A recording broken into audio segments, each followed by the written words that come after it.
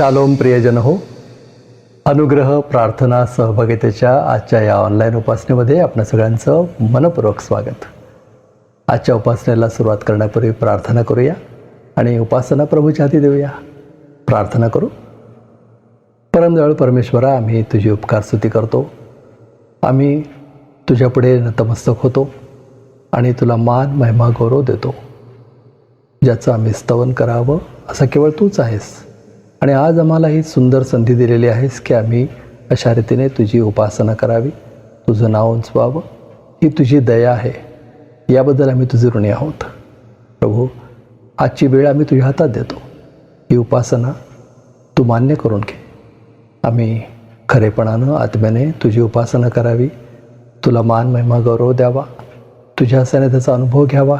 यासाठी आजच्या उपासनेचा तू उपयोग करून घे. ही उपासना तू चालव. तुझं नेतृत्व आम्हाला लाभू दे. तू आमच्याशी बोल. तुझ्या वचनातून तुझं मार्गदर्शन आम्हाला मिळू दे. आणि प्रभू, आजच्या उपासनेचा आशीर्वाद आम्हाला मिळू दे आणि आम्ही तो इतरांना द्यावा, म्हणून तू आमचं सहाय्य कर. प्रार्थना येशू आमचा तारणारा त्याच्या नावानं करतो, म्हणून तू ऐक. आमेन. प्रियजन हो, उपकार स्तुती करूया. करते है तेरी हम स्तुती. प्रभूची आपण स्तुती करण्यासाठी एकत्र आलेलो आहोत ना, मग सगळे मिळून आपण प्रभूची ही स्तुती गीतं गाऊया.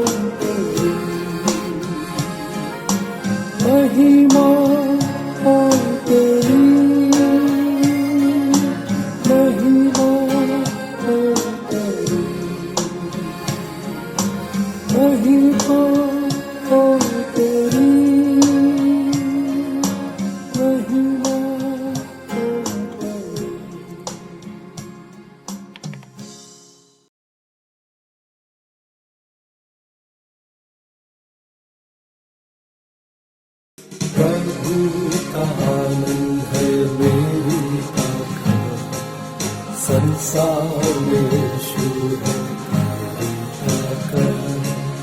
वो मेरा आनंद हर एक दिन, वो मेरा सहारा है,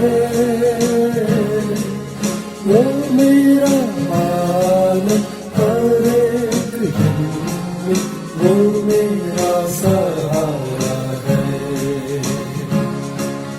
जब मैंने सोचा मैं अकेला हूँ, तब प्रभु यीशु ने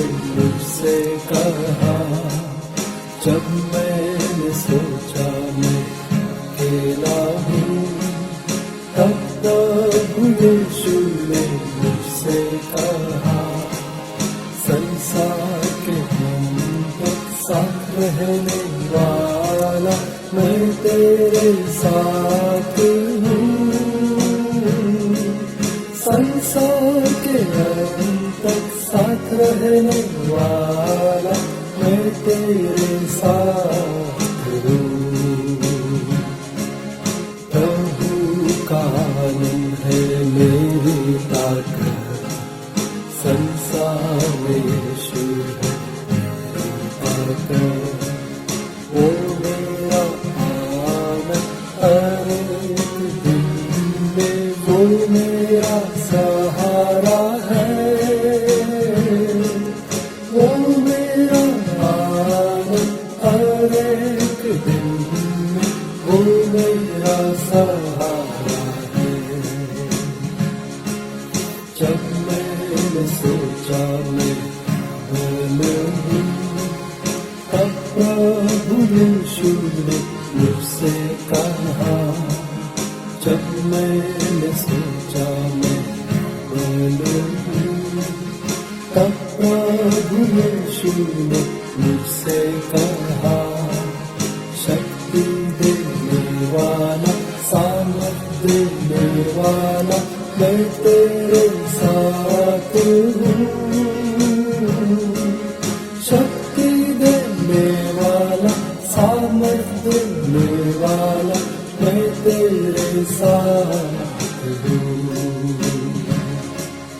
प्रभु का आनंद है मेरी ताकत, संसार में यीशु है ताकत।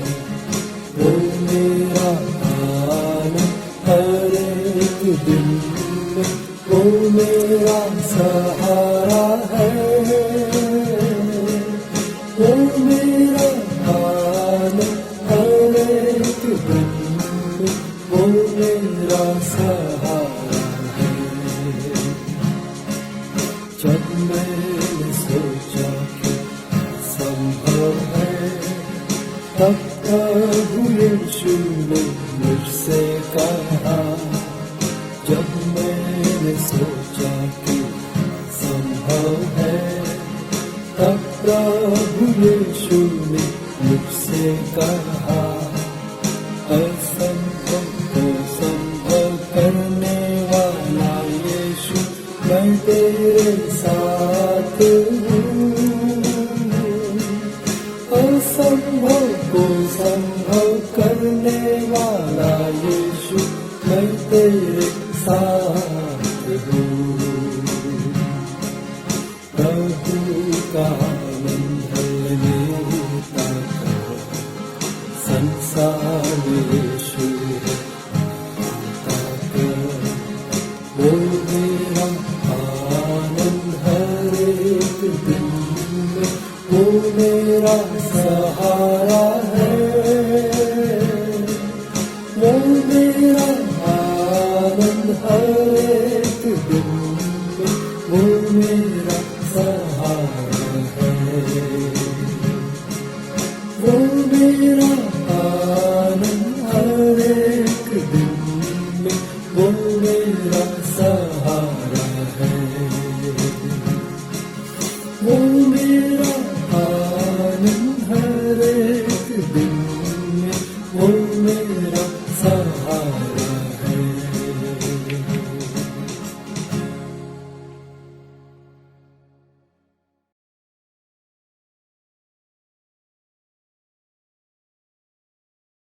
प्रियजनो, या स्तुतिगीतांमधून आपण प्रभूची स्तुती केलेली आहे, त्याची आराधना केली आहे असा माझा विश्वास आहे. या स्तुतिगीतांमध्ये बंधू सॅमसन यांनी माझं सहाय्य केलं गिटार वाजवण्यामध्ये. त्यांचे मनपूर्वक आभार. आता वेळ झाली आहे प्रभूचं वचन वाचण्याची. आणि आज पुण्याहून सिस्टर शैलजा घाटगे प्रभूचं वचन वाचण्यामध्ये आपलं पुढारीपण करतायत.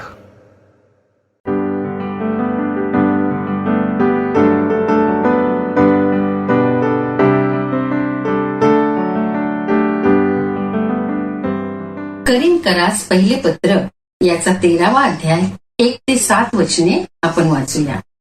प्रीती सर्वोत्कृष्ट दान होय. मी माणसांच्या व देवदूतांच्या भाषांमध्ये बोलत असलो, पण माझ्या ठाई प्रीती नसली तर मी वाजणारी थाळी किंवा झणझणणारी झांज असा आहे.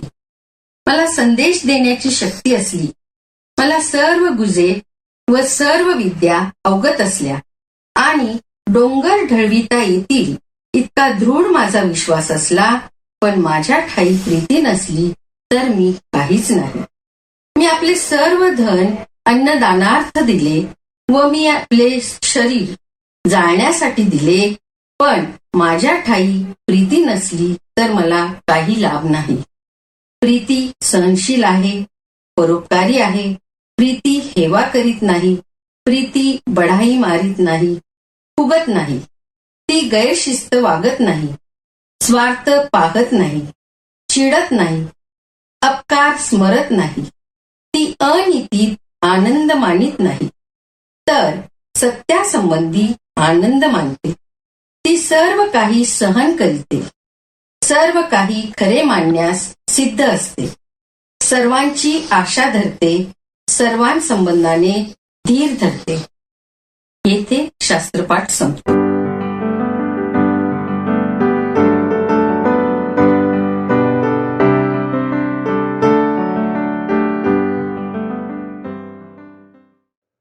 शैलजाताई, प्रभूचं वचन वाचण्यासाठी तुम्ही बहुमूल्य वेळ दिलात, वेळेत आपला व्हिडिओ पाठवलात, आमचं पुढारी पण केलं. तुमचे मनपूर्वक आभार. प्रियजनो, आता वेळ झाली आहे दानार्पणाची. आपण आपलं दान प्रभूच्या चरणी आणूया आणि उपासना संगीतामधून हे सुंदर गीत गाऊया.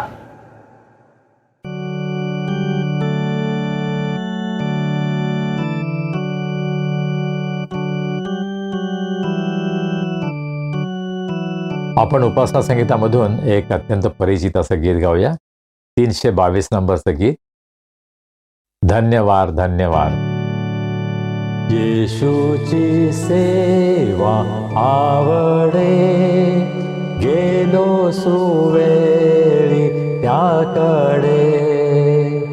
तो दावी फार करुणा, माझ्यात तोष पावेना. धन्यवाद धन्यवाद, जय सारा गेला पाप भार. सतत आता प्रार्थना, स्तुती आनंद सरेना. धन्यवाद धन्यवाद, प्रभूने केला जय उद्धार. केला करार निश्चय, दिली प्रभूने अभय. अन्वेषाता आता जीवा, विसावा घे जा गौरवा. धन्यवाद धन्यवाद, जय सारा गेला पाप भार. सतत आता प्रार्थना, स्तुती आनंद सरेना. धन्यवाद धन्यवाद, प्रभूने केला जय उद्धार. तो राहू दे जवळी, नित्याने तोची सांभाळी. सुखद स्वर्गी आणूनी, ठेविल तो स्वसदनी. धन्यवाद धन्यवाद, जय सारा गेला पाप भार. सतत आता प्रार्थना स्तुती आनंद सरेना धन्यवाद धन्यवाद प्रभूने केला जय उद्धार प्रेमळ माझा प्रभु तो दास सुखी मी हर्षतो का करू घोर धन्य मी करी उल्लास नेहमी धन्यवाद धन्यवाद जय सारा गेला पाप भार सतत आता प्रार्थना स्तुती आनंद सरेना धन्यवाद धन्यवाद प्रभूने केला जय उद्धार. आपण प्रार्थना करूया आणि हे दान प्रभूच्या हातामध्ये सोपूया. सर्व समर्थ जिवंत प्रभुदेवा, आम्ही तुझे मनापासून उपकार मानतो. आजचा सुंदर दिवस तू आम्हाला आमच्या जीवनामध्ये दाखवलास. तुझ्या सानिध्यामध्ये तुझी स्तुती आराधना करण्यासाठी, प्रार्थना करण्यासाठी प्रभू आम्हाला ही सुंदर वेळ तू दे आहेस, त्याबद्दल आम्ही तुझे उपकार मानतो. आम्हा सर्वांच्या जीवनामध्ये तुझे अनेक आशीर्वाद तू आम्हाला दिले आहेत. तू आमची काळजी घेतोस, आम्हाला सर्व गोष्टींचा पुरवठा करतोस. तुझा चांगुलपणा, तुझा विश्वासूपणा याचा अनुभव आम्ही रोज घेतो. प्रभू, त्याबद्दल आम्ही मनापासून तुला धन्यवाद देतो. तू आम्हाला जे काही दिलं आहे त्यामधून अत्यंत अल्प असं दान आज आम्ही तुझ्या भांडारामध्ये आणलं आहे. प्रभू, या दानाचा तू स्वीकार कर, हे आशीर्वादित कर. या दानाचा उपयोग सुवार्ता प्रसारासाठी, मंडळीच्या आध्यात्मिक उन्नतीसाठी, गोरगरीब गरजवंत यांच्या गरजा पूर्ण होण्यासाठी, अनुग्रह प्रेयर फेलोशिप आणि हा संदेश ऐकणाऱ्या प्रत्येकांच्या जीवनामध्ये प्रभू तुझे अनेक महान आशीर्वाद आणण्यासाठी या दानाचा उपयोग तू करून घे, अशी आम्ही तुला विनंती करतो. आणि आता आम्ही तुझ्या वचनाकडे वळत असताना प्रभू तू आमचं मार्गदर्शन कर. तुझ्या पवित्र आत्म्याच्या द्वारे तू आम्हाला शिक्षण दे, बोध कर. तुझी इच्छा आम्हाला समजू दे. तुझ्या मार्गामध्ये चालण्यासाठी, तुझ्या आज्ञा पाळण्यासाठी प्रभू आम्हा सर्वांचं तू सहाय्य कर. आम्ही स्वतःला तुझ्या हातामध्ये सोपवतो. प्रभू तू आम्हाला चालव. तारणारा प्रभू येशू ख्रिस्त याच्या नावाने आम्ही ही प्रार्थना करतो म्हणून तो ऐक. आमेन. आता वेळ झाली आहे देवाचा संदेश ऐकण्याची. सध्या आपण करिंथरास पहिले पत्र 13वा अध्याय प्रीती या विषयावर मनन करत आहोत. देवाचे सेवक, आपल्या सगळ्यांचे आवडते रेव्हरंड संजय डेव्हिड गायकवाड प्रभूचं वचन आपल्यासाठी आणतायत.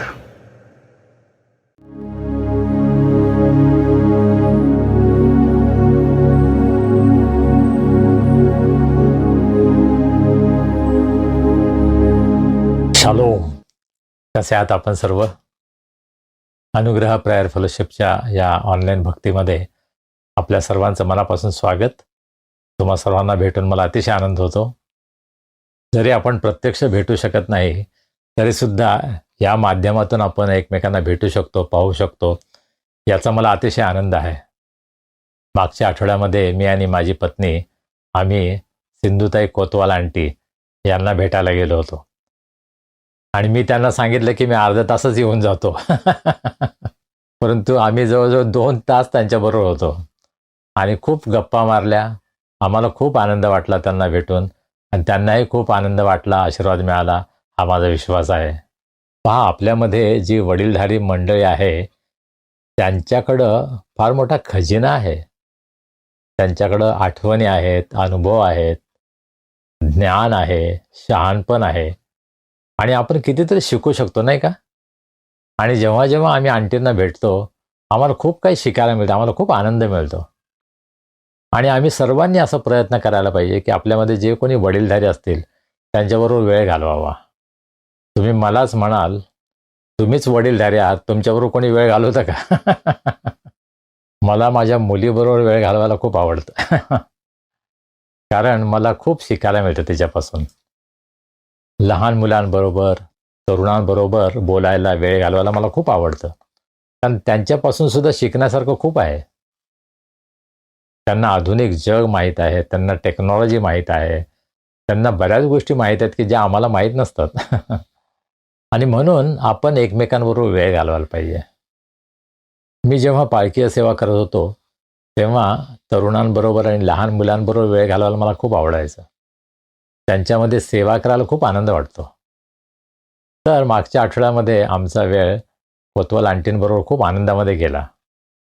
आणि त्यांनी मला सांगितलं की दुसरं एक कुटुंब आहे की जे आपल्या भक्तीमध्ये सहभागी होतात, आपली भक्ती पाहतात. आणि मी त्या कुटुंबाला फार चांगलं ओळखतो, परंतु मला माहीत नव्हतं की ते सुद्धा ही भक्ती पाहत असतात. मी त्यांचं नाव घेणार नाही, कारण त्यांची परवानगी मी घेतलेली नाही. परंतु असे अनेक जण आहेत की ते आपली भक्ती नियमित पाहतात. आपल्यापैकी अनेक जण ही भक्ती दुसऱ्यांना पाठवता, आपल्या कुटुंबियांना, आपल्या नातेवाईकांना, आपल्या मित्रमंडळीला पाठवता. आमचे मित्र सुरेश तिवडे हे मला नेहमी सांगतात की ते वेगवेगळ्या देशांमध्ये, भारतामधील वेगवेगळ्या गावांमध्ये, शहरांमध्ये आपल्या भक्तीची लिंक पाठवतात आणि अनेक जण या भक्तीमध्ये सहभागी होतात. पहा, हे तुमचं सर्वांचं अत्यंत महत्त्वाचं योगदान आहे. आपली ही भक्ती ही केवळ एक वेगळी भक्ती ठरू नये, परंतु खरोखर देवाचं कार्य आम्हा प्रत्येकांच्या जीवनामध्ये, कुटुंबामध्ये व्हावं, ही आमची प्रार्थना आहे. पहा, देवाचं वचन आम्हा सर्वांकडे आहे, परंतु त्या देवाच्या वचनाचा लाभ आम्हाला किती होतो, त्याचा आम्हाला फायदा किती होतो आमच्या आध्यात्मिक जीवनामध्ये वाढण्यासाठी, आमच्या व्यावहारिक जीवनामध्ये त्याचा कितपत फायदा होतो, हा प्रश्न आपण स्वतःला विचारायला हवा, नाही का? आणि मला ही साक्ष ऐकून खूप आनंद वाटतो की आपल्यापैकी अनेक जण ही साक्ष देतात की आपल्याला हा संदेश आवडला आणि तो उद्बोधक होता, त्यामधून काहीतरी शिकायला मिळालं. आपल्यापैकी काही जण आम्हाला आपल्या प्रतिक्रिया पाठवतात. आमची अशी इच्छा आहे आणि आमची विनंती आहे की आपल्यापैकी अनेकांनी आम्हाला कळवावं की आपण ही भक्ती पाहता आणि या भक्तीमधून, देवाच्या वचनामधून आपल्याला काय शिकायला मिळतं, यासंबंधी सुद्धा आम्हाला जरूर कळवावं आणि त्यामधून देवाचं गौरव होईल आणि आपण एकमेकांना उत्तेजन देऊ. आम्ही हे नेहमी सांगत असतो की ही भक्ती आपल्याला आवडते तर आपण इतरांवर शेअर करा आणि हे चॅनल आपण सबस्क्राईब करा. Like, share and subscribe to Petra media solutions. हे आपलं चॅनल आहे आणि त्यामधून अनुग्रह प्रेयर फेलोशिप ही आपली भक्ती आपण दर रविवारी सादर करत असतो. काही जणांना जेव्हा मी सांगतो की अशा प्रकारे आमची भक्ती उपलब्ध आहेत, त्यावेळेला ते सांगतात, नाही 8 वाजता तर आमची भक्ती असते, 8 वाजता आमचं चर्च असतं, आम्ही नाही पाहू शकत. मग मी त्यांना सांगतो, नाही 8 वाजताच पाहायला पाहिजे असं काही नाही.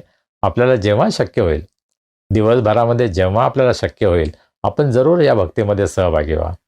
जर रविवारी आपल्याला वेळ नाही मिळाला तर आपण सोमवारी, मंगळवारी, इतर कोणत्याही दिवशी वचनाचा अभ्यास करण्यासाठी, वचनामध्ये वाढण्यासाठी ही भक्ती पाहावी, अशी माझी आपल्याला विनंती आहे. आणि म्हणून आपल्या कुटुंबातील सदस्य, आपले नातेवाईक, आपले मित्रमंडळी जे वेगळ्या चर्चचे सभासद असतील, आम्ही कोणाला आमचे सभासद व्हा म्हणून आग्रह करत नाही की आमच्याच मंडळीचे सभासद व्हा, नाही. तुम्ही कोणत्याही मंडळीचे सभासद राहा, परंतु देवाच्या वचनाचा सखोल अभ्यास करण्यासाठी, वचनाचं शिक्षण घेण्यासाठी जर तुमची इच्छा असेल तर जरूर या भक्तीमध्ये आपण सहभागी व्हा, अटेंड करा, त्यामध्ये स्वतः भाग घ्या, कॉन्ट्रीब्यूट करा आणि या भक्तीद्वारे आपल्या सर्वांना, आपल्या कुटुंबाला, आपल्या मंडळीला आशीर्वाद मिळावा, ही आमची प्रार्थना आहे. या दिवसांमध्ये 10वीच्या आणि बोर्डाच्या आणि इतर महत्त्वाच्या परीक्षा विद्यार्थी देत आहेत. आपण विद्यार्थ्यांसाठी प्रार्थना करूया. गेल्या सोमवारी सकाळी त्वरित आणि त्याचे आईबाबा आशिष आणि शिरीन म्हस्के हे आमच्याकडे आले. ते आमच्या बाजूलाच राहतात आणि त्यांनी सांगितले स्वरीसाठी प्रार्थना करा.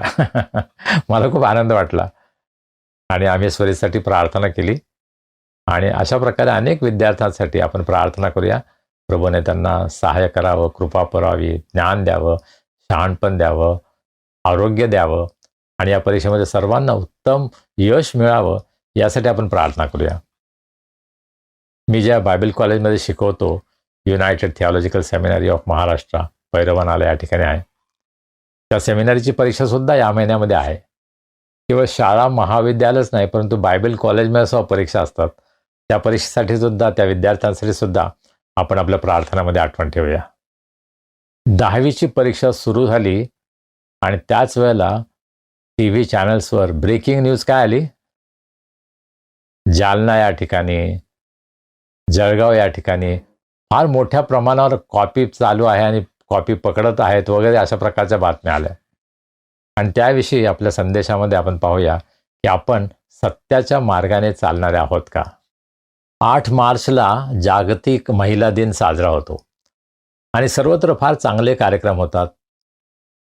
सामाजिक कार्यक्रम असतात, चर्चेसमध्ये कार्यक्रम असतात, ख्रिस्ती संस्था कार्यक्रम घेतात. या दिवसामध्ये स्त्रियांवर विशेष लक्ष केंद्रित करून त्यांच्यासाठी हा कार्यक्रम घेणं ही फार चांगली गोष्ट आहे. तर आपल्या पुढच्या रविवारच्या भक्तीमध्ये आपण इंटरनॅशनल विमेन्स डे, आंतरराष्ट्रीय महिला दिन आपण सेलिब्रेट करणार आहोत, साजरा करणार आहोत. आणि त्यासाठी माझी सर्व बहिणींना, सर्व महिलांना विनंती आहे, लहान मुलींना सुद्धा विनंती आहे, या भक्तीमध्ये जर आपल्याला सहभागी व्हायचं असेल, कोणतीही गोष्ट जर आपल्याला करायची असेल, आपल्याला गाणं गायचं असेल, आपल्याला गोष्ट सांगायची असेल, आपल्याला साक्ष द्यायची असेल, कोणतीही गोष्ट करण्याची जर आपली इच्छा असेल तर जरूर आमच्याशी संपर्क साधा आणि या कार्यक्रमामध्ये आपल्याला संधी द्यायला आम्हाला निश्चित आनंद वाटेल. पुढच्या रविवारची सर्व भक्ती महिलांनी चालवावी ही आमची इच्छा आहे. आणि म्हणून माझी सर्व महिलांना विनंती आहे, आपण या भक्तीसाठी प्रार्थना करा आणि या भक्तीमध्ये कोणत्या प्रकारे आपण सहभागी होऊ शकता, आपण योगदान देऊ शकता, याविषयी सुद्धा विचार करा आणि आम्हाला कळवा. 26 एप्रिलला आपण जी उपवासाची प्रार्थना घेणार आहोत त्याची पुन्हा एकदा आठवण करून देतो. जर आपण अद्याप आम्हाला कळवलं नसेल तर जरूर आम्हाला ताबडतोब कळवा. आपण येत आहात आणि आपलं स्वागत करण्यासाठी आम्हाला अतिशय आनंद वाटेल. या आठवड्यामध्ये आमची कन्या अनुग्रहा हिचा वाढदिवस 7 मार्चला आहे. कृपा करून तिची आपल्या प्रार्थनेमध्ये आठवण ठेवा. प्रभू तिला सेवेच्या अनेक संधी देत आहे आणि आंतरराष्ट्रीय स्तरावर, इंटरनॅशनल प्लॅटफॉर्मवर, वेगवेगळ्या सभांमध्ये, सेमिनारमध्ये प्रभू तिचा उपयोग करून घेत आहे. त्याबद्दल आम्ही प्रभूला मनापासून धन्यवाद देतो. प्रभूनं तिला अधिक आणि अधिक आशीर्वादित करावं आणि तिच्या जीवनाचा उपयोग त्याच्या गौरवासाठी करावा, तिचं वैवाहिक जीवन आशीर्वादित करावं, यासाठी आपण आपल्या प्रार्थनेमध्ये जरूर आठवण ठेवा. धन्यवाद. मागच्या रविवारची भक्ती आपल्यासाठी आशीर्वादित झाली असा माझा विश्वास आहे. मागच्या रविवारी प्रीती निकाळजे हिने अतिशय सुंदर गाणी आपल्यासाठी गायली. तिचा आवाज अतिशय गोड आहे, फार सुंदर ती गाते आणि त्यामध्ये तिचं समर्पण सुद्धा आम्हाला दिसतं. आणि म्हणून प्रीतीचे आम्ही मनापासून उपकार मानतो. आणि बायबल रीडिंग आमचे बंधू पीटर गायकवाड यांनी केलं, त्यांचा सुद्धा आम्ही आभारी आहे. आणि आजच्या भक्तीमध्ये सिस्टर शैलाजा घाटगे यांनी शास्त्रवाचन मराठीमध्ये केलं आणि ब्रदर सतीश साळवे यांनी इंग्रजीमध्ये शास्त्रवाचन केलं.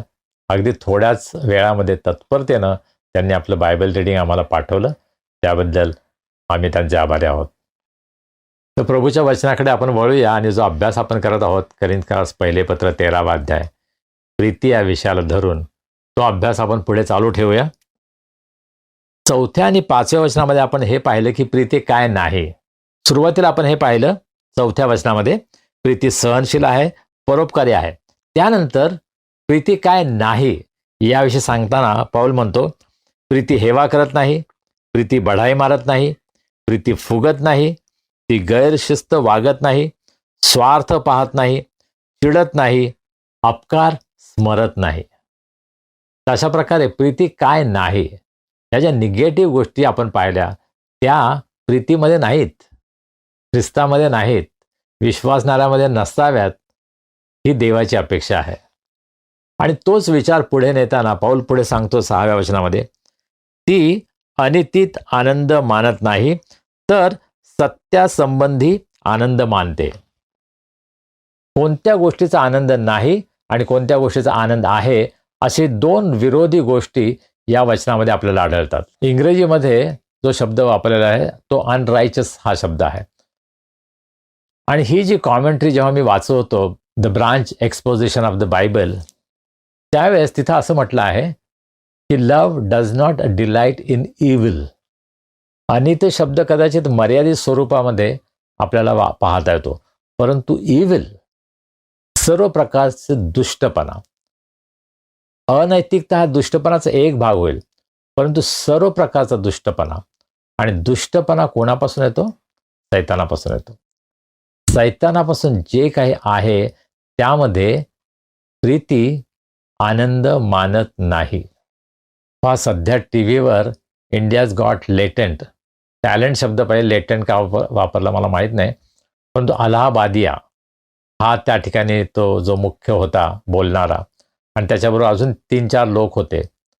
परंतु आपण हे पाहतो की टी व्हीवरच्या अनेक कार्यक्रमांमध्ये अत्यंत घाणेरडी भाषा वापरली जाते, अश्लील भाषा वापरली जाते. आणि हे जे 2 अँकर होते त्यांनी त्या स्पर्धकाला अत्यंत खालच्या पातळीवर जाऊन काही प्रश्न विचारले. त्या स्पर्धकाला त्यांनी त्याच्या आईवडिलांच्या लैंगिक जीवनासंबंधी प्रश्न केले. जाहीरपणे अशा गोष्टी विचारणं हे किती भयंकर आहे ना. अर्थातच त्याच्यावर प्रचंड टीका झाली, त्याला मारण्याच्या धमक्या देण्यात आलेल्या आहेत, त्याच्यावर केस झालेली आहे, कोर्टामध्ये त्याच्या विरुद्ध आता केस आहे, आणि हे प्रकरण भयंकर पेटलेलं आहे. परंतु कदाचित हे एकच उदाहरण आमच्या समोर आलं. अनेक टी व्ही कार्यक्रमांमध्ये अनेक वेळेला वेगवेगळ्या प्रकारे अशा प्रकारे घाणेरडी भाषा वापरली जाते. टी व्हीच्या कार्यक्रमांचा, सर्व प्रकारचे सार्वजनिक कार्यक्रम जेव्हा होतात तेव्हा त्यांचा दर्जा खालावलेला आहे असं आपल्याला पाहायला मिळतं. मला कधी कधी आश्चर्य वाटतं की जॉनी लिव्हर, जो एक विश्वासणारा आहे आणि देवाच्या वचनाची सेवा सुद्धा तो आजकाल करत आहे, तो या इंडस्ट्रीमध्ये अद्याप कसा टिकून आहे. त्याची साक्ष ऐकताना मी असं ऐकलं की त्यानं कधीही घाणेरड्या भाषेचा, द्वयर्थी भाषेचा उपयोग केला नाही. त्यानं जी करमणूक केली ती स्वच्छ निर्भेळ अशी करमणूक केली असं तो म्हणतो. म्हणजे अशा प्रकारच्या फिल्म इंडस्ट्रीमध्ये, या झगमगाटाच्या दुनियेमध्ये राहत असताना सुद्धा त्यानं आपलं पावित्र्य, आपली साक्ष टिकवून ठेवली आहे, आणि फार चांगलीच गोष्ट आहे. आज आम्ही ज्या जगामध्ये राहतो त्या जगामध्ये सर्व प्रकारचं घाणेरडेपण, अनैतिकता, लबाडी, दुष्टपणा हा वाढत आहे हे आपल्याला पाहायला मिळतं. आणि देवाचं वचन आम्हाला हे सांगतं की प्रीती अनितीत आनंद मानत नाही. होय, आम्ही पुष्कळदा करमणूक पाहतो. करमणूक ही स्वच्छ, निर्भेळ, चांगली असू शकते. त्यामध्ये गलिच्छपणा किंवा नीचपणा, दुष्टपणा या गोष्टी आणण्याची खरं म्हणजे गरज नाही आहे. परंतु मनोरंजन विश्वामध्ये आज अनेक जण या गोष्टींचा आधार घेताना आपल्याला दिसतात. प्रीती अनितीत आनंद मानत नाही. या प्रकारचे कार्यक्रम सादर करणारे ते तर त्याचा आनंद घेतातच, परंतु जे ऐकणारे असतात ते सुद्धा त्यासाठी टाळ्या वाजवतात, त्याचा आनंद घेतात. आणि ही चिंताजनक गोष्ट आहे, ही अत्यंत दुःखाची गोष्ट आहे. केवळ काही जणच आनंद घेतात असं नाही, परंतु आपल्या आनंदामध्ये ते इतरांना सुद्धा सहभागी करून घेतात. आणि संपूर्ण जगामध्ये हे जे नैतिक वातावरण आहे ते प्रदूषित झालेलं आहे, ते खाली घसरलेलं, त्याचा दर्जा खाली घसरलेला आहे हे आमच्या लक्षात येतं. आणि या जगामध्ये जगत असताना ख्रिस्तीय नात्यानं आम्ही सुद्धा अनितीमध्ये आनंद करतो का, दुष्टपणामध्ये आनंद करतो का, याचा विचार आम्हाला करणं आवश्यक आहे. मग तुम्ही कदाचित म्हणाल, नाही नाही, आम्ही अशा कार्यक्रमाला जात नाही, आम्ही असे कार्यक्रम पाहत नाही. परंतु या गोष्टी आमच्या मंडळीमध्ये तर घडत नाही ना. आमच्या चर्चमध्ये सुद्धा अशा प्रकारे खोट्या, अनैतिक, दुष्ट गोष्टींमध्ये आम्ही आनंद तर करत नाही ना. पहा, जर आमच्या भक्तीमध्ये आम्ही इतरांना कमी लेखण्याचा प्रयत्न करतो, इतरांवर आम्ही टीका करतो, इतरांना आम्ही सदैव दोष देतो, त्यांचा न्याय करतो, तर कदाचित आम्ही सुद्धा अनितीत आनंद मानणारे झालो का? कदाचित आज आमच्या शाळेतील मुलांसमोर, कॉलेजमध्ये शिकणाऱ्या आमच्या मुलांसमोर, वेगवेगळ्या ठिकाणी काम करणाऱ्या, नोकरी करणाऱ्या आमच्या मुलांसमोर हे फार मोठं आव्हान आहे. त्यांची मित्रमंडळी अनितीत आनंद मानते. पार्ट्या करणं, दारू पिणं, डान्स करणं या गोष्टी नॉर्मल झालेल्या आहेत. आणि आमच्या तरुणांसमोर कदाचित फार मोठं आव्हान आहे. अनेकदा आमची मुलं अशा प्रकारे या अयोग्य गोष्टीमध्ये वाहवत जातात. म्हणून माता पिता म्हणून, वडीलधारी म्हणून आमच्यासमोर किती मोठं आव्हान आहे, जबाबदारी आहे, नाही का? आम्ही आपली जबाबदारी पार पाडत आहोत का? की आम्ही अशा गोष्टींकडे दुर्लक्ष करतो? काय हरकत नाही, करू दे त्याला, मजा करू दे त्याला, तो तरुण आहे, अशा प्रकारचं आम्ही वागत नाही ना. पण आजकाल बातम्यांमध्ये आम्हाला असं पाहायला मिळतं की जे टीनेजर्स आहेत, किशोरवयीन आहेत, त्यांचा गुन्हेगारीमधील सहभाग वाढत चाललेला आहे. बलात्कार, खून सारखे भयंकर गुन्हे आता किशोरवयीन मुलं सुद्धा करायला लागलेली आहेत. अशा प्रकारचं चित्र आज आम्हाला जगामध्ये दिसत आहे. दुष्टपणा करण्यासाठी, वाईट गोष्टी करण्यासाठी तुम्ही प्रौढच असलं पाहिजे, तुम्ही मोठं असलं पाहिजे याची आवश्यकता नाही. आता लहान मुलं सुद्धा अशा प्रकारे व्यसनांमध्ये जात आहेत, गुन्हेगारीकडे वळत आहेत. कारण जगातील वातावरण अत्यंत भयंकर झालेलं आहे. आणि अशा वातावरणामध्ये तुमच्यासमोर आणि माझ्यासमोर हे आव्हान आहे की आमची मुलं सुरक्षित आहेत का? आमच्या मुलांना सुरक्षित ठेवण्यासाठी आम्ही काय करत आहोत? आणि मला असं वाटतं, आमच्या मुलांना जर सुरक्षित ठेवायचं असेल तर त्यांना प्रभू येशू ख्रिस्ताच्या मार्गामध्ये चालण्यासाठी मदत करणं यासारखी दुसरी चांगली गोष्ट नाही. आणि प्रभूच्या मार्गामध्ये जर त्यांनी चालावं अशी आमची इच्छा असेल तर पहिल्यांदा मला चालावं लागेल, आम्हाला प्रभूच्या मार्गामध्ये चालावं लागेल. आणि मग आम्हाला देवाच्या वचनाचा अभ्यास करून देवाच्या वचनाप्रमाणे आपलं जीवन कसं घडवायचं हे आम्हाला शिकवावं लागेल. आम्ही सर्व चर्चला जातो, परंतु आमच्या मंडळांमध्ये विशेष प्रकारचं शिक्षण आपण मुलांना, तरुणांना देतो का, हा प्रश्न आहे. पहा, आम्ही आमच्या ग्रुपमध्ये बायबल स्टडीमध्ये चर्चा करत होतो की आज बायबल स्टडी, पवित्र शास्त्राचं शिक्षण तरुणांना दिलं जातं का? तरुण अनेक कार्यक्रमात भाग घेतात, ते गाण्याच्या स्पर्धेत भाग घेतात, ते कदाचित बायबल क्विजमध्ये भाग घेतात, ते संदेश देण्याच्या स्पर्धेमध्ये सुद्धा भाग घेतात. परंतु दर आठवडी नियमितपणे शिस्तबद्ध रीतीने सिस्टमॅटिक बायबल स्टडी, पवित्रशास्त्राचा अभ्यास ते करत आहेत का, हा प्रश्न आहे. आज अनेक मंडळांमध्ये बायबल स्टडीच होत नाही. फक्त रविवारचा संदेश तोच असं लोकांना वाटतं की हा पुरेसा आहे, तो माझा अभ्यास आहे. रविवारी आपण फक्त भक्ती करतो आणि देवाचं वचन ऐकतो, परंतु वचनाचा सखोल अभ्यास करण्यासाठी आम्हाला लहान गटामध्ये एकत्र येण्याची गरज आहे. आणि मला खूप आनंद वाटतो की दर शनिवारी आणि सोमवारी मी एका बायबल स्टडी ग्रुपमध्ये आहे की ज्या ठिकाणी आम्ही वचनाचा अभ्यास करतो आणि प्रभू मला संधी देतो वचन शिकवण्यासाठी. आणि तो मला खूप आनंद वाटतो. मोठ्या चर्चमध्ये संदेश देण्यापेक्षा 10 लोकांच्या गटामध्ये वचनाचा अभ्यास करणं, ग्रुप बायबल स्टडी करणं, यासारखा मोठा आनंद मला वाटत नाही. आपण वचनाचा अभ्यास करण्यासाठी काही प्रयत्न करत आहात का? प्रीती अनितीत आनंद मानत नाही, तर सत्यासंबंधी आनंद मानते. सत्य काय आहे? प्रभू येशू ख्रिस्ताने काय म्हटलं? योहान 14:6 मध्ये, मार्ग, सत्य व जीवन मीच आहे. प्रभू येशू ख्रिस्त हा सत्य आहे आणि प्रभू येशू ख्रिस्तामध्ये आनंद करणं आम्हाला शिकायला हवं. परंतु तो आनंद कसा करायचा? तर देवाचं वचन सत्य आहे, देवाचं वचन सत्य आहे, सरळ आहे, असं स्तोत्रकर्ता आम्हाला सांगतो. आणि त्या देवाच्या वचनामध्ये आनंद करण्याचा अनुभव आपण घेत आहोत का, हा आमच्यासमोर प्रश्न आहे. पहा, या जगामध्ये आनंद करण्याच्या बऱ्याच गोष्टी आहेत, भरपूर करमणूक आहेत आणि पुष्कळदा करमणुकीसाठी वेगवेगळ्या नवीन नवीन कल्पना शोधतात लोक, नवीन नवीन गोष्टी शोधून काढतात, नवीन नवीन व्हिडिओ गेम्स येत आहेत, नवीन नवीन संकल्पना आमची करमणूक करण्यासाठी, आम्हाला आनंद देण्यासाठी तयार केल्या जात आहेत. पण त्यामुळं आजचं जग जास्त आनंदी आहे का कालच्या जगापेक्षा? नाही, आजच्या जगामध्ये जास्त समस्या आहेत, जास्त ताण तणाव आहेत, जास्त लोक मानसिकदृष्ट्या आजारी पडत आहेत, शारीरिकदृष्ट्या आजारी पडत आहेत.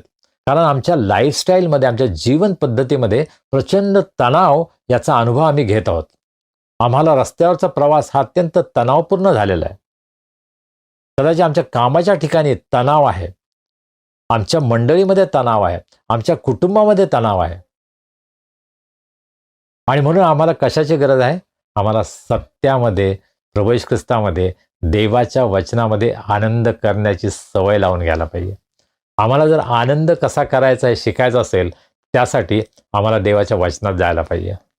पण आम्हाला वेगवेगळ्या गोष्टींमध्ये आनंद वाटतो नाही का? कोणाला चांगलं चांगलं खाण्यामध्ये खूप आनंद वाटतो, चमचमीत खायला खूप आवडतं, आणि मग नंतर डॉक्टरकडे जावं लागतं जेव्हा आमचा BP वाढतो, आमची शुगर वाढते. म्हणून आम्हाला गोड-धोड चमचमीत खायला आवडतं. आम्हाला त्यामध्ये आनंद वाटतो, आम्हाला कंट्रोल नाही करता येत. आम्हाला माहीत आहे चुकीचं आहे, तरीसुद्धा त्यामध्ये आम्हाला आनंद वाटतो. तुम्ही म्हणाल त्यामध्ये काय अयोग्य आहे, काय अनित्य आहे, काय दुष्टपणा आहे? परंतु अशी कोणती गोष्ट की जी योग्य नाही त्यामध्ये जर मी आनंद करतो तर ती माझ्यासाठी अयोग्य आहे. पहा, काही जण आनंदासाठी व्यसनांचा आधार घेतात. त्यांना असं वाटतं जेव्हा मी सिगरेट ओढतो तेव्हा मला आनंद मिळतो, जेव्हा मी दारू पितो तेव्हा मला आनंद मिळतो, आणि त्या गोष्टीचे ते गुलाम होऊन जातात. त्यांना आनंद मिळावा म्हणून ते कशाचे तरी गुलाम होतात. माझ्यासारखे काही जण ज्यांना वेगवेगळ्या ठिकाणी प्रवास करायला आवडतो, आता माझं फार कमी झालं आहे, परंतु मला नवीन नवीन भागामध्ये, नवीन देशांमध्ये, नवीन क्षेत्रामध्ये, नवीन नवीन लोकांना जाऊन भेटण्यामध्ये, प्रवास करण्यामध्ये मला खूप आनंद मिळायचा आणि अजूनसुद्धा मिळतो. आमच्यापैकी अनेकांना झोपायला आनंद वाटतो नाही का? उशिरापर्यंत झोपत राहिले तर आम्हाला फार आनंद वाटतो. काही जणांना नवीन कपडे घालायला आनंद वाटतात, काही जणांना नवीन मोबाईल घ्यायला, नवीन गाडी घ्यायला आनंद वाटतो. अशा प्रकारे आमच्या अपेक्षा वेगवेगळ्या आहेत ज्यामधून आम्हाला आनंद मिळतो, आणि त्यासाठी आपण एकमेकांचा न्याय करू नये. परंतु आम्हाला सत्यामध्ये आनंद आहे का हा विचार आपण करायला पाहिजे. पहा, आजकाल टेक्नॉलॉजीच्या युगामध्ये आपण असताना आपल्यासमोर अनेकदा असत्य गोष्टी सादर केल्या जातात. पुष्कळदा आपली फसवणूक होते, आपल्याला माहीत नसतं खरं आहे की खोटं आहे. आजच माझे मित्र विजय विस्पोते यांनी मला एक पोस्ट पाठवली आणि त्यांनी मला विचारलं, हे खरं आहे ना हे? कारण कशावर विश्वास ठेवायचा हा मोठा प्रश्न निर्माण झाला आजकाल नाही का? कोणावर विश्वास ठेवायचा?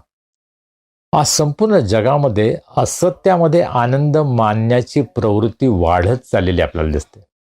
जे खरं नाही, जे बेगडी आहे, जे दिखाऊ आहे, त्यामागे अनेकदा आम्ही लागतो. त्यामध्ये आनंद शोधण्याचा आपण प्रयत्न करतो आणि सत्यापासून आम्ही पुष्कळ दूर जातो.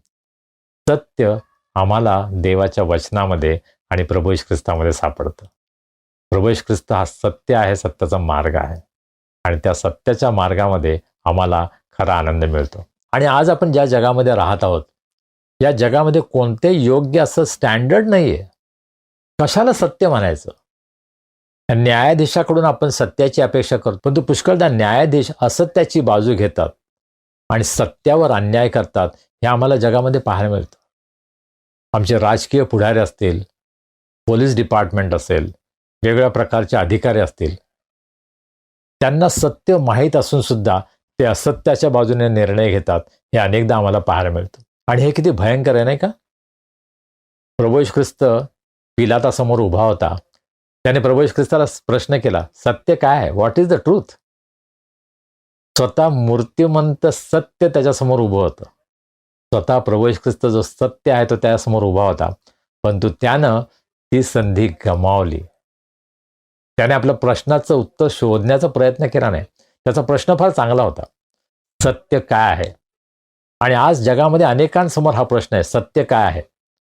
परंतु त्या प्रश्नाचं खरं उत्तर शोधण्याचा, जाणून घेण्याचा आणि ते स्वीकारण्याची आमची तयारी आहे का, हा प्रश्न आहे.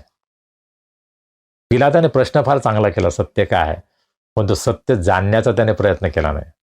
आणि आज जगामध्ये हीच परिस्थिती आहे. आमच्या आजूबाजूला असे असंख्य लोक आहेत, आमच्यामध्ये असे असंख्य लोक आहेत की जे सत्याचा शोध करत आहेत. पुष्कळ त्यांना समजलंय सत्य काय आहे, परंतु त्या सत्याचा स्वीकार करण्याची त्यांची तयारी नाही. प्रभू येशू ख्रिस्त माझ्या पापांची क्षमा करतो, प्रभू येशू ख्रिस्त मला सार्वकालिक जीवन देतो, हे सत्य अनेकांना माहीत असून सुद्धा त्या सत्यावर ते विश्वास ठेवायला तयार नाहीत. त्या सत्याचा आनंद घेण्यासाठी त्यांची तयारी नाही आहे, कारण जगामधील असत्य हे त्यांना जास्त आकर्षक, भुलवणारं वाटतं. आणि अशा प्रकारे आम्ही सर्व या जगामध्ये प्रवास करत असताना आमच्यासमोर असत्य आणि सत्य हे वेळोवेळी स्वतःला सादर करतं. असत्य आमच्या समोर अशा प्रकारे येतं की आम्हाला हा मोह होतो की होय हेच खरं असेल आणि आम्ही त्याचा स्वीकार करण्यासाठी विचार करतो. परंतु सत्य हे केवळ प्रभू येशू ख्रिस्तामध्ये आहे, देवाच्या वचनामध्ये आहे आणि देवाची इच्छा आहे की सत्य आम्हाला समजावं. प्रभू येशू ख्रिस्ताने यहूद्यांना हे सांगितलं योहान 8:32 मध्ये, तुम्हाला सत्य समजेल व सत्य तुम्हाला बंधमुक्त करेल. अर्थात यहूद्यांनी त्याचा स्वीकार केला नाही. आणि मग पुन्हा प्रभू येशू ख्रिस्त म्हटला 36व्या वचनामध्ये, म्हणून जर पुत्र तुम्हाला बंधमुक्त करील तर तुम्ही खरेखुरे बंधमुक्त व्हाल. सत्य आम्हाला आनंद देतं कारण सत्य आम्हाला बंधमुक्त करतं. आम्हाला पापाच्या, अंधकाराच्या, अज्ञानाच्या बंधनातून ते सोडवतं आणि आम्हाला ते स्वतंत्र करतं आणि ख्रिस्ताचा आनंद आमच्या जीवनामध्ये आम्हाला अनुभवास येतो. आम्ही सत्यामध्ये आनंद करायला शिकलो आहोत का? जेव्हा आम्ही प्रभू येशू ख्रिस्तावर विश्वास ठेवतो तेव्हा आम्हाला सत्याची ओळख होते आणि ते सत्य आम्हाला बंधमुक्त करतं आणि देव त्याचा आनंद आमच्या जीवनामध्ये देतो. आज आम्हा सर्वांना या आनंदाची गरज आहे. या जगातील दुःखापासून, त्रासापासून मुक्त होण्यासाठी आम्हाला ख्रिस्ताचा आनंद हवा आहे. आणि म्हणून पाऊल फिलिप्पीकरास पत्राच्या 4थ्या अध्यायाच्या 4थ्या वचनामध्ये म्हणतो, प्रभूमध्ये सर्वदा आनंद करा. पुन्हाही सांगतो, आनंद करा. Rejoice in the Lord always, again I say rejoice. सत्यामध्ये आनंद करणं म्हणजे प्रभूमध्ये आनंद करणं. आज प्रभूमध्ये आनंद करण्याचा अनुभव आपण घेतला आहे का? त्या अनुभवामध्ये आपण वाढत आहात का? प्रभूची इच्छा आहे की आम्हा सर्वांना सत्य समजावं आणि सत्याच्या आनंदानं आमचं जीवन भरून जावं. आणि हा आनंद केवळ आमच्यापुरता राहू नये, पण तो आनंद आम्ही वाटावा, इतरांना सुद्धा आम्ही वाटावा, इतरांचं जीवन सुद्धा आम्ही आनंदित करावं, ही देवाची इच्छा आहे. आज ज्या जगामध्ये आपण राहत आहोत ते जग असत्यानं भरलेलं आहे आणि तुमच्यासमोर आणि माझ्यासमोर हे आव्हान आहे की आम्ही सत्यामध्ये राहावं, सत्यामध्ये जगावं, सत्याचा आनंद घ्यावा आणि या आनंदामध्ये इतरांना सुद्धा आपण सामील करून घ्यावं. देवबाप आम्हा सर्वांना त्याची कृपा पुरवो. या सत्यामध्ये राहण्यास, चालण्यास, आनंद करण्यास त्याची कृपा तो आम्हा सर्वांना पुरवो. आमेन. प्रार्थना करूया. सर्व समर्थ जिवंत प्रभुदेवा, आम्ही तुझे मनापासून उपकार मानतो. आजचा सुंदर दिवस तो आम्हाला आमच्या जीवनामध्ये दाखवलास.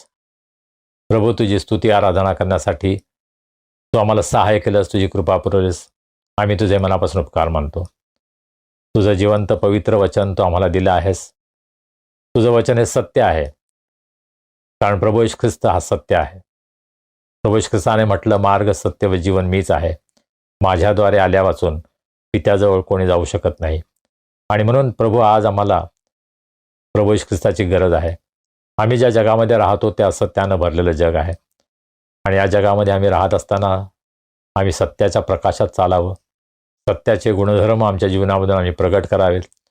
यासाठी प्रभू आम्हा सर्वांचं सहाय्य कर. आमच्यामध्ये कोणी निराश आहेत, दुःखी आहेत, आजारी आहेत, संकटात आहेत, प्रभू आम्ही त्यांना तुझ्या दयासनासमोर उंच करतो. आज तू त्यांची भेट घे, त्यांना आरोग्य दे, तुझी कृपा, तुझी शांती त्यांना तू दे. त्यांच्या सर्व दुःखातून, संकटातून त्यांना तू बाहेर काढ. ज्यांचे वाढदिवस आहेत, विवाहाचे वर्धापन दिन आहेत, प्रभू त्यांच्याबद्दल आम्ही तुला धन्यवाद देतो. तू त्यांना आजपर्यंत सांभाळलंस, आम्ही तुझी स्तुती करतो. आम्ही प्रार्थना करतो त्यांचं येणारं जीवनसुद्धा अत्यंत आशीर्वादाचं कर. त्यांची प्रत्येक गरज पूर्ण कर आणि त्यांच्या जीवनामधून इतरांना तुझा प्रकाश, तुझा आनंद मिळावा असा अनुग्रह तू कर. प्रभू, या येणाऱ्या आठवड्यामध्ये तू आम्हा सर्वांबरोबर राहा, आमची काळजी घे, आम्हाला सुरक्षित ठेव. तुझी सेवा करण्यासाठी, तुझी साक्ष देण्यासाठी आम्हा प्रत्येकांना तू सहाय्य कर. मान, महिमा, गौरव आम्ही तुला देतो आणि ही प्रार्थना तारणारा प्रभू येशू ख्रिस्त याच्या नावाने आम्ही करतो म्हणतो, ऐक. आमेन. प्रभूने शिकवलेली प्रार्थना करूया.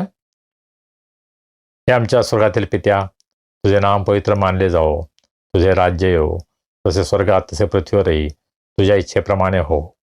आमची रोजची भाकर आज आम्हास दे, जसे आम्ही आपल्या अपराधांची क्षमा करतो तसे तू आम्हाला आमच्या अपराधांची क्षमा कर. आणि आम्हास परीक्षित नकोस, तर आम्हास वाईटापासून सोडव, कारण की राज्य, सामर्थ्य आणि गौरव ही सर्व काळ तुझीच आहेत. आमेन. आणि आता देव बापाची प्रीती, प्रभू येशू ख्रिस्ताची कृपा, पवित्र आत्म्याची सहभागिता, शांती, आनंद आणि आरोग्य आम्हा सर्वांसह आमच्या कुटुंबाबरोबर, देवाच्या सर्व लोकांबरोबर आता आणि सदा सर्व काळ असो. आमेन. सुवंद्य देवा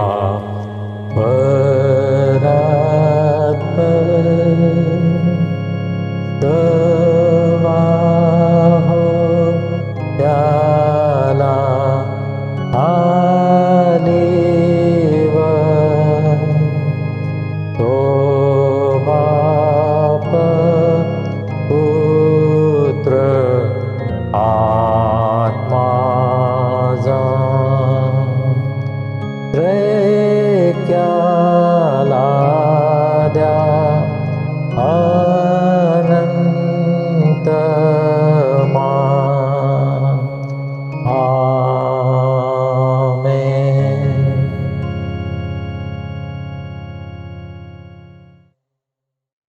प्रियजनो, आजची उपासना तुम्हाला आवडली, आशीर्वाद मिळाला, मग आशीर्वाद इतरांना देणार ना? आपले नातेवाईक, मित्रमंडळी यांना या उपासनेची लिंक पाठवताय ना? आणि हो, आपल्या उपासनेचं चॅनल अवश्य सबस्क्राईब करा, लाईक करा आणि शेअर करा. यामुळे तुम्हाला आपोआपच ह्या उपासनेची सूचना मिळेल. त्यासाठी लिंक पाठवण्याची वाट बघण्याची तुम्हाला गरज पडणार नाही. चला तर आता भेटूया पुढील रविवारी. तोपर्यंत शालोम.